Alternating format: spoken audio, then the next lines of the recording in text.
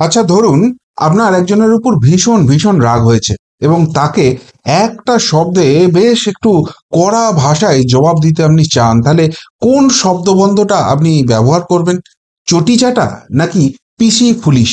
কোনটা বললে আপনার মনের ঝালটা বেশি করে মিটবে? একটু কমেন্ট বক্সে কমেন্ট করে লিখবেন তো। কেন বলছি এই কথাটা? বলছি তার কারণ হচ্ছে, এই রাজ্যের পুলিশ একসময় যাদেরকে স্কটল্যান্ড ইয়ার্ডের সঙ্গে তুলনা করা হতো, তারা গত 14 বছর ধরে একজনের আন্ডারে আছে। 14 বছর বলছি ভুল, 14.5 বছর হয়ে গেছে তিনি সেই পদটি আঁকড়ে বসে আছেন। এবং তাদেরকে, এই পুলিশ ডিপার্টমেন্টকে তিনি যেখানে টেনে নামিয়েছেন, সেখান থেকে তাদের তাদের প্রতি মানুষের আশা ভরসা সমস্ত কিছুই কার্যত গায়েব হয়ে যাওয়ার জোগাড়। কেননা এই পুলিশ সমস্ত কিছু ছেড়ে দিয়ে এখন কারা এই রাজ্যের শাসক দলের বিরুদ্ধে কি একটি শব্দ ব্যবহার করেছেন, তাকে কিভাবে জব্দ করা যায়, তার বিরুদ্ধে কিভাবে কেস সাজাতে হয়, সেইটা নিয়ে বেশ বেশি ব্যস্ত হয়ে পড়েছে। এবং সেই কারণে আমাদের মতো পাতি ইউটিউবারদের পিছনে লাগতে এসেও আদালতে গিয়ে ঠাস ঠাস ঠাস করে এদেরকে আইনের থাপ্পড় খেতে হয়। আর এই পুলিশ যারা হেলে ধরতে পারে না, তারা কেউটে ধরতে চায়, ফলে লেজে গোবরে হতে হয়। আজকে একটা নয়, দুটো নয়, পরপর 3টে ঘটনা আপনাদের সামনে আমি রাখবো। তারপর আপনারাই বিচার করে দেখুন এই রাজ্যটাকে ঠিক কতখানি রসাতলে পাঠিয়েছেন ওই মহিষী গত 14.5 বছর ধরে। ঘটনা সূত্রপাত গতকাল থেকেই হয়েছিল। আপনারা জানেন যে আজকে চাকরিহারাদের এসএসসি অভিযান ছিল। সেই উপলক্ষে গতকাল বিধাননগর পুলিশ একটা অডিও টেপ প্রকাশ করে একটা ঘটা করে প্রেস কনফারেন্স করে। সিরিয়াসলি বলছি, সেই প্রেস কনফারেন্সের আমি প্রতিবেদনও আপনাদের দেখিয়েছি। আমার নিজে শুনতে শুনতে একবার আমি বুঝতে পারছিলাম না এটা পুলিশের মতো কোনো সিরিয়াস ডিপার্টমেন্টের কোনো সিরিয়াস প্রেস কনফারেন্স হচ্ছে, নাকি এটা কোনো এই স্ট্যান্ড আপ কমেডি শো এর জন্য অডিশন রাউন্ড চলছে। কেননা পুলিশ ঘটা করে একটা অডিও কল রেকর্ড প্রকাশ করলো এবং সেখানে দাবি করা হলো যে সকেট বোমা ছোড়া হবে, আগুন জ্বালিয়ে দেওয়া হবে, পুলিশকে আহত করা হবে, মারাত্মক মারাত্মক সব কনভারসেশন রয়েছে সেটার মধ্যে। এবার পুলিশ সেইটা নিয়ে কোনো তদন্ত না করেই কার্যত সেটা সাংবাদিকদের সামনে, মিডিয়ার সামনে নিয়ে চলে এলো, গোটা পৃথিবীকে জানিয়ে দিল। এখন এই ধরনের সেন্সিটিভ যদি কোনো ইনফরমেশন আসে, খুব সাধারণ খুব স্বাভাবিক বুদ্ধি বলে যে আগে এর সেন্সিটিভিটি অনুযায়ী এটাকে প্রিজার্ভ করতে হবে, সেটা তদন্ত করে বার করতে হবে কারা এরকম ভয়ঙ্কর পরিকল্পনা করছে, তাদেরকে গ্রেপ্তার করতে হবে এবং তারা যাতে এই ঘটনা ঘটাতে না পারে এর পিছনে কোনো বৃহত্তর চক্রান্ত আছে কিনা এই সমস্ত বার করতে হবে। কিন্তু না, পুলিশ এসব না করে বেমালুম সবটা ফাঁস করে দিল। আর যখন ফাঁস করে দিল তখনই বেশ কয়েকটা প্রশ্ন আমাদের মাথায় এসেছিল। নাম্বার ওয়ান, পুলিশ এই কল রেকর্ড পেলো কি করে? তারা কি ধরে ধরে সকলের ফোন ট্যাপ করছে? গোটা পশ্চিমবঙ্গটা কি সুপার এমার্জেন্সির মধ্যে দিয়ে চলছে? দুই, এই পার্টিকুলার দুজনের কনভারসেশন পুলিশের কাছে কি করে পৌঁছলো? আর কতজনের কনভারসেশন এইভাবে ইন্টারসেপ্ট করা হয়েছে? তিন, যখনই এই অডিও রেকর্ডটা পাওয়া গেছে তখন পুলিশ বলছে নাকি প্রাইমারিলি তারা এটাকে রেকগনাইজ করে ফেলেছে কারা এই গলার পিছনে রয়েছে। এর কোনো ফরেন্সিক টেস্ট করেছে তারা? যে ফোনগুলো থেকে কনভারসেশন হয়েছে সেইগুলোকে বাজেয়াপ্ত করেছে, আদালতের দৃষ্টি আকর্ষণ করেছে? একাধিক প্রশ্ন ছিল, কিন্তু না, সেই সবের কোনো কিছু ধার ধারলো না। উল্টে আজ সকাল থেকে ওই স্ট্যান্ড আপ কমেডি শোয়ে যেন আরো আরো মাত্রা পেতে শুরু করলো। প্রথমেই এই যারা চাকরিহারা আছেন তাদের হয়ে যিনি ডাক দিয়েছিলেন এই বিকাশ ভবন অভিযানের, সেই সুমন বিশ্বাস সকালবেলাতেই গ্রেপ্তার হয়ে গেলেন। তার ঘটনাটা একটু পরে আসছি। কিন্তু তার থেকেও যেটা মারাত্মক হলো, মালদার এক শিক্ষক, তাকে কিন্তু গ্রেপ্তার করে ফেললো পুলিশ আজকে সকালবেলাতেই। এই অডিও কল ইস্যুতে তাকে গ্রেপ্তার করা হলো। কেন তাকে গ্রেপ্তার করা হলো? এই রেজাউল হক বলে যে ব্যক্তিটিকে গ্রেপ্তার করা হয়েছে, যে মাস্টারমশাই, চাকরিহারা মাস্টারমশাইকে গ্রেপ্তার করা হয়েছে, তার বিরুদ্ধে মারাত্মক অভিযোগ নিয়ে আসা হলো। কি মারাত্মক অভিযোগ নিয়ে আসা হলো? যে নৌবাহিনী বা সেনাবাহিনীতে যদি কেউ বিদ্রোহ ঘটানোর চেষ্টা করে, সেখানে তাদের একটা প্রাণঘাতী হামলার চেষ্টা করে, তাহলে যে ধারায় মামলা করা উচিত ঠিক সেই ধারা লাগানো হলো এই মালদার চাকরিহারা মাস্টারমশাইয়ের সঙ্গে। এবার মজার ব্যাপার, যখন গ্রেপ্তার করা হয়েছে তাকে তো কোর্টে নিয়ে যেতে হবে। কোর্টে যখন নিয়ে গেছেন, মাননীয় বিচারপতিও আকাশ থেকে পড়ছেন যে আপনারা যে কনভারসেশন নিয়ে এসছেন সেখানে নেভি বলুন, মিলিটারি বলুন, এদের উপর আক্রমণের কথা কোথায় বলা হয়েছে? আপনারা এই ধারা কি করে লাগালেন এখানে?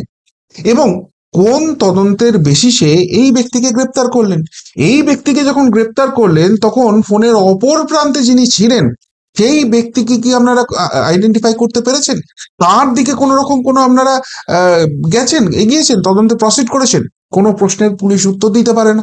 তখন পুলিশকে বলে যে আপনারা কি চাইছেন?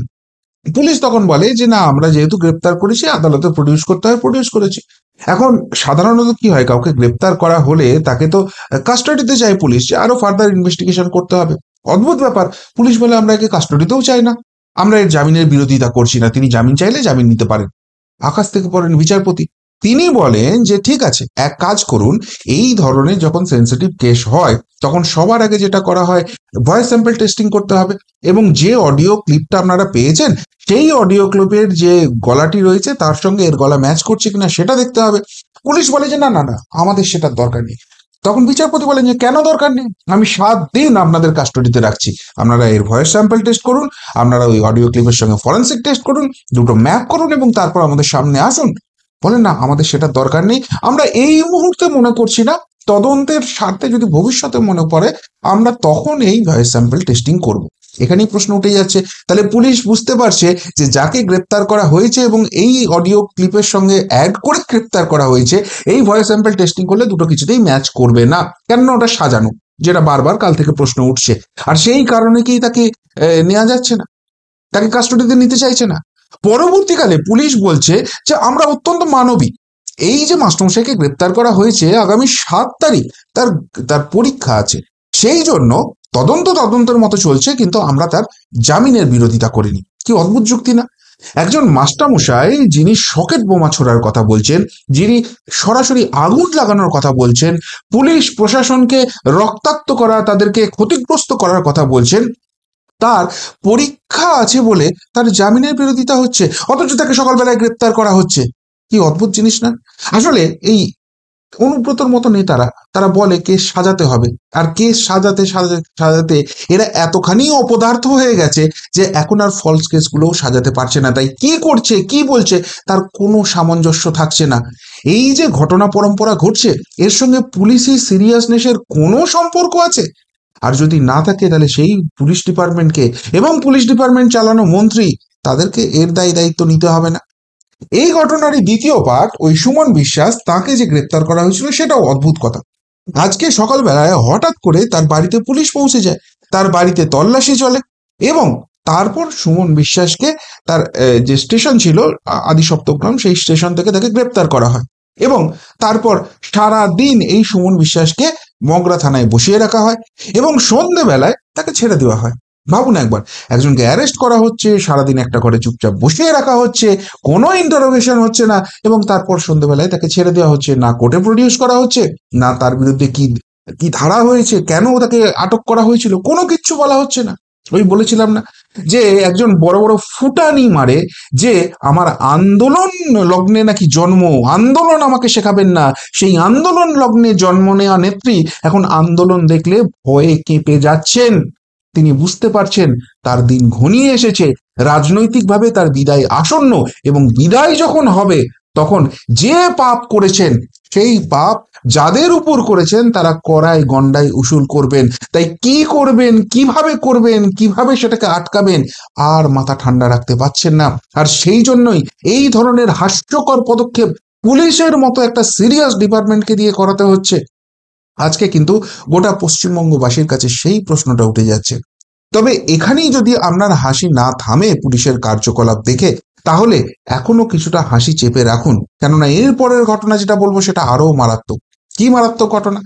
মারাত্মক ঘটনা হচ্ছে, আপনারা জানেন যে কয়েকদিন আগে স্পেন থেকে একজন কৃতি ছাত্র, তিনি যখন দিল্লি ইন্টারন্যাশনাল এয়ারপোর্টে নামেন তখন এই বাংলার পুলিশ সেখানে গিয়ে তাকে গ্রেপ্তার করে। কেন গ্রেপ্তার করে? না, ওই ব্রাত্য বসু কাণ্ড, যাদবপুরে তিনি গিয়েছিলেন একটা পার্টির কিছু কাজ করতে, এবং সেখানে তিনি ছাত্রদের গাড়ি চাপা দিয়ে দিতে চান, এই ভয়ঙ্কর অভিযোগ ওঠে। একজন ছাত্র মারাত্মক আহত হন, এবং ছাত্ররা যে তার বিরুদ্ধে প্রতিবাদ জানিয়েছিল সেই ঘটনার সঙ্গে যুক্ত ছিলেন এই হিন্দন মজুমদার বলে ছাত্রটি, যিনি কৃতি ছাত্র, স্পেনে বর্তমানে রিসার্চ করছেন। তো তিনি স্পেনে বসে সেই সামগ্রিক ঘটনার ষড়যন্ত্র করেছেন, এই জন্য তাকে দিল্লি ইন্টারন্যাশনাল এয়ারপোর্টে নামার পরই গ্রেপ্তার করা হয়। খুব ভালো কথা। এরপর পুলিশ তাকে কাস্টাডিতে নেয়। 3 দিনের পর আজকে তার আবারও আদালতে পেশি ছিল। যখন তাকে আলিপুর আদালতে পেশ করা হয়, পুলিশ অদ্ভুতভাবে বলে যে আমাদের আর পুলিশি কাস্টডির দরকার নেই, আমাদের জুডিশিয়াল কাস্টডির দরকার আছে। আর এখানেই একাধিক প্রশ্ন উঠতে শুরু করে যে আপনারা যে 3 দিন ধরে একে আপনাদের কাস্টডিতে রাখলেন, আপনারা তদন্তের কি প্রোগ্রেস করেছেন? দেখা যায় ডুডুকানা বাং, পুলিশ কোনো রকম কোনো প্রসিড করেনি। এর বিরুদ্ধে অভিযোগ কি? ইনি স্পেনে বসে সেখান থেকে হোয়াটসঅ্যাপ চ্যাটে এখানে কাউকে না কাউকে ইনস্ট্রাকশন দিয়েছিলেন। খুব ভালো কথা, কিন্তু যে ইনস্ট্রাকশন দিয়েছিলেন সেটা কি এর ফোন থেকেই দেওয়া হয়েছিল? সেই ফোন কি সিজ হয়েছে? তার কি ফরেন্সিক টেস্ট হয়েছে? কোনো রকম কোনো উত্তর পাওয়া যাচ্ছে না তার। এবং এই যে ঘটনা পরম্পরা ঘটছে, সেখানে সব থেকে মারাত্মক অভিযুক্ত রাজ্যের এক মন্ত্রী ব্রাত্য বসুর বিরুদ্ধে, যে তিনি যখন গাড়িটা চালিয়ে দিয়েছিলেন, চালানোর ইনস্ট্রাকশন দিয়েছিলেন, তখন একজন মারাত্মকভাবে আহত হয়। সেই তদন্তের কতদূর কি প্রসিড হয়েছে, পুলিশ কিন্তু কোনো রকম কিছু বলতে পারে না। এবং যখন জুডিশিয়াল কাস্টডির কথা বলা হয়, তখন এই হিন্দোলের আইনজীবী বলেন যে ইনি তো এখানে থাকেন না, ইনি স্পেনে থাকেন, এবং এনার বাড়ির যা মানে হিস্ট্রি শুনছিলাম, এনার বাবা মা দুজনেই অধ্যাপক মানুষ, দিদি আইআইটিতে পড়াচ্ছেন, এবং ছাত্র হিসেবে তিনি কতখানি উজ্জ্বল যে স্পেনে গিয়ে তিনি তার রিসার্চ ওয়ার্কটা করছেন, তাই সেই পড়াশোনাটা করছেন। সুতরাং কিরকম কৃতি ফ্যামিলি বুঝতেই পারেন। তার রাজনৈতিক মত যাই হতে পারে, সেটার সঙ্গে কারোর মিলুক না মিলুক সেই প্রসঙ্গে আমি যাচ্ছি না। তিনি নাকি স্পেনে বসে এইরকম একটা ব্রাত্য বসুর বিরুদ্ধে ষড়যন্ত্র করেছেন, যাদবপুরের পুরো ষড়যন্ত্রটা করেছেন, কিন্তু সেটা এস্টাবলিশ করার মতো কোনো প্রুফ 3 দিন কাস্টডিতে রাখার পরও খুঁজে পাওয়া গেল না। আসলে ওই জ্বালা, ভীষণ জ্বালা, যেখানে ছাই দেখছে সেখানেই ভাবছে বোধহয় ছাই চাপা আগুন আছে, আর সেই আগুনে মানে রাজনৈতিক আগুনে লন্ডভন্ড হবে। যে 15 বছর 14.5 বছর ধরে যে অন্যায় অবিচার চলছে, মানুষ কিন্তু খুবই ফসছে এবং একটা সুযোগ চাইছে, একটা যদি সঠিক সুযোগ পায় এদেরকে বিদায় জানাবেই। আর সেইটা এরা খুব ভালো করে বুঝতে পারছে।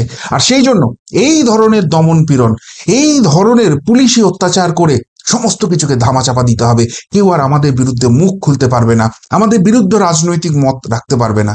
এবার একটা প্রশ্ন আপনারা অনেকেই করেন, আমাকেও করেন, যেই যে পুলিশ আপনাদের সঙ্গে এরকম করছে, সেই জায়গা থেকে আপনারা কেন পাল্টা পুলিশের বিরুদ্ধে কেস করছেন না? আসলে ভারতীয় আইন ব্যবস্থায় একটা অদ্ভুত জিনিস রয়েছে, সেটা হচ্ছে সময়। একটা মামলা, সেটা তারিখের পর তারিখ, তারিখের পর তারিখ, তারিখের পর তারিখ শুধু পাল্টে যায়, এবং সেই মামলার ফয়সালা হতে হতে সেই মানুষটি যে এই ধরাধামে থাকবে সেরকম কোনো নিশ্চয়তা থাকে না।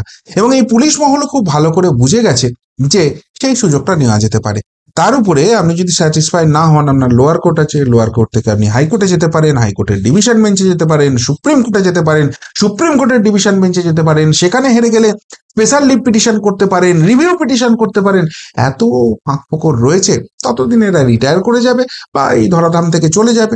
সুতরাং এই সব করতে করতে যে যে লড়বে, তারও তো একটা আর্থিক শক্তির দরকার আছে, কেননা এইসব ক্ষেত্রে লড়তে গেলে আইনজীবী লাগবে, তাদের ফিসটাও কম নয়, এত দীর্ঘ সময়ের ব্যাপার রয়েছে। প্লাস যাকে এইভাবে পুলিশি হ্যারাসমেন্ট করা হচ্ছে, সে মানসিকভাবে কতখানি জোর রাখতে পারবে, এই সমস্ত কিছু প্রশ্ন থেকেই যায়। এবং সেই সব কিছু হওয়ার পরে একটা অদ্ভুত যুক্তি থেকে যায় পুলিশের পাশে, যে তাদের কাজের নাকি অনেক প্রেশার আছে, তাদের উপর মহলের নাকি চাপ আছে, সুতরাং সেই সমস্ত জায়গা থেকে এটা ভুল হিসেবেই মেনে নেওয়া যাক। কটু কথা শুনিয়ে দিক, তাতে আর কি এসে যায়?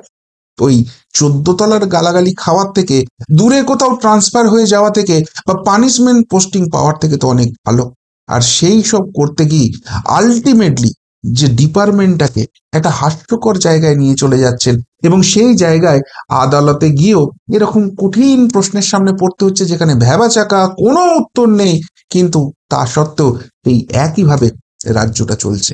এখন এর থেকে পরিত্রাণ পাওয়ার উপায় কি? পরিত্রাণ পাওয়ার একটাই উপায় আছে, যারা এই সিস্টেমটা চালাচ্ছে তাদেরকে বদল করতে হবে। আর না হলে এইভাবেই চলবে, সাধারণ মানুষকে এইভাবেই হ্যারাস্ট হতে হবে, আলটিমেট পরিষেবা কিছু পাওয়া যাবে না।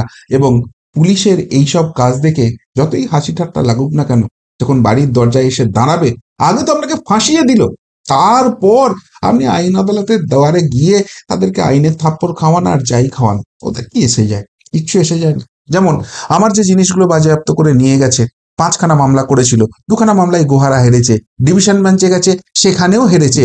তারপর আর যে বাকি 3টে মামলা আছে, সেই 3টে মামলা ভুলেও তুলছে না। কিন্তু তার ফলে কি হচ্ছে?